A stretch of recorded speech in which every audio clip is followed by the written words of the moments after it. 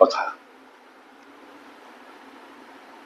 एका रकमेची 20 वर्षात दाम दुप्पट होते तर व्याज दर किती असा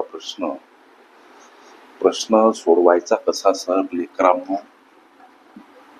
व्याज दर काढण्यासाठीचं सूत्र 100 कंसामध्ये पट वजा 1 आणि छेदस्थानी प्रश्नामध्ये दर्शवलेली मुदत.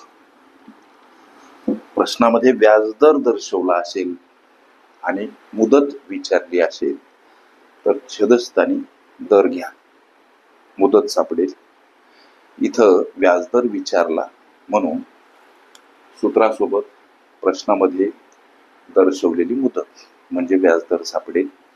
ह्या काही गोष्टी लक्षात ठेवा. 100 पटीच्या ठिकाणी रक्कम दाम दुप्पट होत आहे म्हणून 2 वजा 1 भागीला प्रश्नामध्ये दर्शवलेली मुदत 20 वर्ष.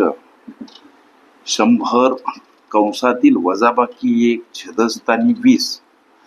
लेकरांनो 100 1 सोबत गुणिला आहेत, गुणाकार 100 छेदस्थानी 20 आणि हा भाग जातो 5 न म्हणजे 5% हा प्रस्तुत व्यवहारातील व्याजदर आणि हे या प्रश्नाचे उत्तर पर्याय क्रमांक बी मध्ये दर्शवलेलं आहे.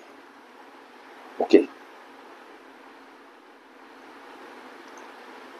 दुप्पट तिप्पट चौपट ही माझी प्लेलिस्ट. तसेच व्याजदर काढणे, मुद्दल काढणे, मुदत काढणे, रास काढणे, एकंदरीत सरळ व्याज, चक्रवाढ व्याज, सरळ व्याज, चक्रवाढ व्याजातील फरक दर्शवला असता व्याजदर, मुदत काढणे, ह्या सर्व माझ्या प्लेलिस्ट अवश्य बघा.